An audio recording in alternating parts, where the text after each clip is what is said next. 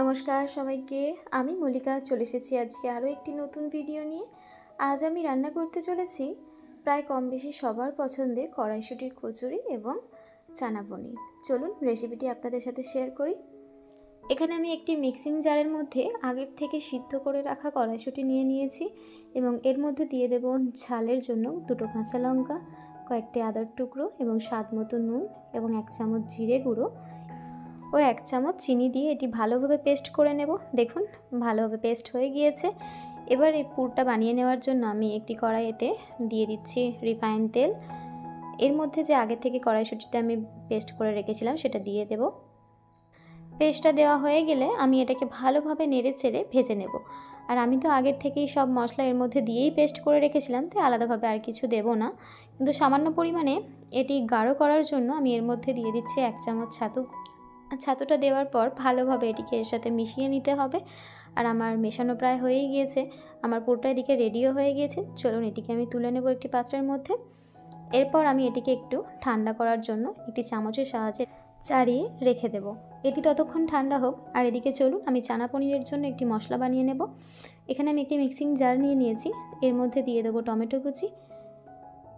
টমেটোগুলো আমি আগের থেকে কেটে রেখে দিয়েছিলাম, আর পনিরগুলোও দেখছেন আমি আগের থেকে কেটে নিয়েছি। এবং মিক্সিং জারের মধ্যে টমেটো দেওয়া হয়ে গেলে আমি এর মধ্যে দিয়ে দিচ্ছি কাঁচা লঙ্কা এবং কয়েকটি আদার টুকরো।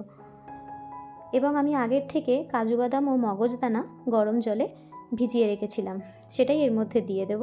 আরও একটি জিনিস আমি এর মধ্যে অ্যাড করেছিলাম, যেটা আপনারা চাইলে অ্যাড নাও করতে পারেন, কিন্তু এতে স্বাদটা খুব ভালো আসে, যার জন্য আমি এর মধ্যে 1 চামচ দিয়ে দিয়েছিলাম পোস্ত। এটিতে স্বাদটা খুব ভালো আসে।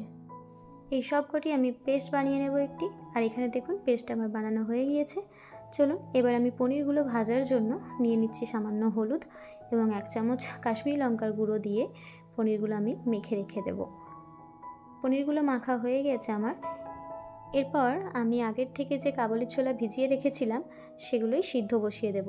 এখানে আমি একটি প্রেসার কুকারের মধ্যে ছোলাগুলোকে দিয়ে দেব এবং এর মধ্যে সামান্য পরিমাণে জল দেব এবং তাতে স্বাদ মতো নুন ও সামান্য হলুদ দিয়ে এটি সিদ্ধ বসিয়ে দেব।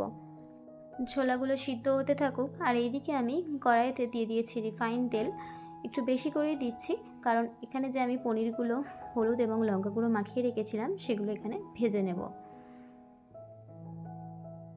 এগুলো ভালোভাবে নেড়ে চেড়ে ভেজে নেওয়ার পর আমি এগুলো এখন তুলে নিচ্ছি। ভাজা হয়েই গিয়েছে, দেখতেই পাচ্ছেন। পনিরগুলি তুলে নেওয়ার পর এই তেলের মধ্যেই আমি দিয়ে দেব কিছুটা ফোড়ন। ফোড়নের জন্য আমি এখানে নিয়েছি জিরে, লবঙ্গ, এলাচ, দারচিনি এবং 2টি তেজপাতা।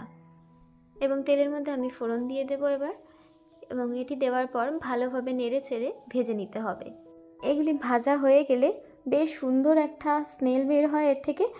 এরপর আমি এর মধ্যে দিয়ে দেব 1 চামচ কাশ্মীরি লঙ্কার গুঁড়ো। কাশ্মীরি লঙ্কার গুঁড়ো দিয়ে আমি ভালোভাবে নেড়েচেড়ে এটিকে আবারও ভেজে নেব। এবং এটি ভাজা হয়ে এলে এর মধ্যে আমি দিয়ে দেব পরিমাণ মতো হলুদ। হলুদ দেওয়ার পরও আমি নেড়েচেড়ে ভালোভাবে ভেজে নেব।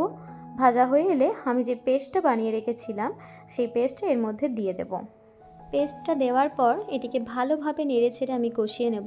এবং সব সময় খেয়াল রাখতে হবে এই সময় গ্যাসের ফ্লেমটি কিন্তু লো ফ্লেমে রাখতে হবে, কারণ এর মধ্যে যেহেতু বাদাম দেওয়া রয়েছে তাই কড়াতে বেশিরভাগ সময় লেগে যাওয়ার সম্ভাবনা থাকে।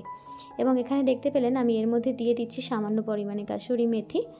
এর ফলে এর স্বাদ আরও দ্বিগুণ হয়ে যায়। এবং কাসুরি মেথি দেওয়ার পর আমি এর মধ্যে দিয়ে দিচ্ছি স্বাদ মতো নুন দিয়ে ভালোভাবে নেড়ে চেড়ে এটিকে আমি যতক্ষণ না এর থেকে তেল ছেড়ে আসে না ততক্ষণ আমি এটি ঢাকা দিয়ে রান্না করে নেব। কিছুক্ষণ পরপরই ঢাকা খুলে নেড়ে নিতে হবে। আর এদিকে দেখুন তেল বেশ ভালোভাবে ছেড়ে এসেছে, মশলাটা ভালোভাবে কষানো হয়ে গিয়েছে। এই পর্যায়ে আমি দিয়ে দিচ্ছি স্বাদের জন্য 1 চামচ চিনি। এবং চিনি দিয়ে ভালোভাবে নেড়ে চেড়ে আমি এর মধ্যে যে ছোলাগুলো সিদ্ধ করে রেখেছিলাম সেগুলো এর মধ্যে দিয়ে কষাতে থাকবো। এগুলো কষা হয়ে গেলে আমি গ্রেভির জন্য আগের থেকে কিছুটা জল গরম করে রেখেছিলাম সেটাই এর মধ্যে দিয়ে ভালোভাবে মিশিয়ে নেব। এটি মেশানো হয়ে গেলে আমি এটিকে কিছুক্ষণ ফোটানোর জন্য ঢাকা দিয়ে এটি রেখে দেবো। আর ওদিকে চলুন কচুরির জন্য আমি ময়দা আগের থেকে মেখেই রেখেছিলাম, সেগুলি এবার লেচি কেটে নিচ্ছি। আর এদিকে আমি পুরগুলিকে ছোট ছোট বলের আকারে করে নিয়েছিলাম। এতে কি হয়, পুরগুলো ভরতে খুব সুবিধা হয় আর লেচির গায়ে লেগে যাওয়ারও সম্ভাবনা থাকে না। আর এদিকে আমার পুরগুলো ভরা প্রায় কমপ্লিট হয়েই গিয়েছে। আর ওদিকে যে গ্রেভিটা আমি ফুটতে দিয়েছিলাম সেটি কতদূর হলো ঢাকা খুলে দেখে নেব। আর এখানে দেখতেই পাচ্ছেন খুব সুন্দরভাবে গ্রেভিটা ফুটে গিয়েছে আর ওপরে তেলটা ছেড়ে এসেছে। এই পর্যায়ে এর মধ্যে আমি ভেজে রাখা পনিরগুলো দিয়ে ভালোভাবে নেড়ে ঢাকা দিয়ে বেশ কিছুক্ষণের জন্য রান্না করে নেব। 2 থেকে 3 মিনিট পর এটি ফুটে এলে আমি ঢাকা খুলে এটিকে ভালোভাবে নেড়ে চেড়ে নেব এবং এখানে দেখতেই পাচ্ছেন গ্রেভিটি রেডি হয়ে এসেছে। এই পর্যায়ে আমি এর মধ্যে দিয়ে দিচ্ছি কিছুটা গরম মশলার গুঁড়ো। গরম মশলা গুঁড়ো দেওয়ার পর আমি এটিকে ভালোভাবে মিশিয়ে নেব এবং মিশিয়ে নেওয়ার পর এটিকে আরও কিছুক্ষণের জন্য ঢাকা দিয়ে রান্না করে নেব। আর এদিকে দেখুন আমার চানা পনিরটি রেডি হয়ে গিয়েছে। চলুন এটিকে এবার একটি পাত্রের মধ্যে ঢেলে নেব। একটি পাত্রের মধ্যে ঢেলে নেওয়া হয়ে গেলে এর মধ্যে আমি 1 চামচ ঘি দিয়ে এটিকে কিছুক্ষণের জন্য ঢেকে রেখে দেব। এতে এর স্মেলটা খুব সুন্দর বের হয় আর স্বাদও হয় খুব দুর্দান্ত। চলুন ওদিকে আমার চানা পনির তো রেডি হয়ে গিয়েছে। এরপর আমি কচুরির জন্য কচুরিগুলো বেলে নেব। আর এখানে আমি বেশ কয়েকটা একসাথে আগে বেলে নেব, তারপর আমি ভাজতে শুরু করব, কারণ একটা একটা করে বেলতে খুব অসুবিধা হয়। তাই আমি একেবারে 5 থেকে 6টা বেলে নিই, তারপর আমি আস্তে আস্তে ভেজে নিই। আমার কচুরিগুলো বেলা কমপ্লিট হয়ে গিয়েছে। চলুন এবার ভেজে নেওয়া যাক। কচুরিগুলো ভাজার জন্য আমি কড়াতে বেশ খানিকটা রিফাইন তেল দিয়ে দিয়েছি এবং তেল গরম হয়ে এসেছে।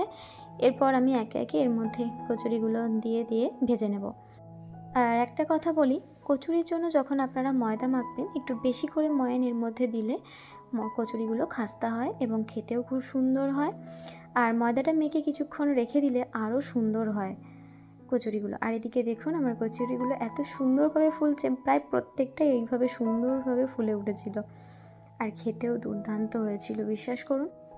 আমার হাজব্যান্ড তো খুব পছন্দ করেছে আর অর্ডারও করে দিয়েছেন যে টিফিনেও যেন ওনাকে এভাবেই বানিয়ে দেওয়া হয়।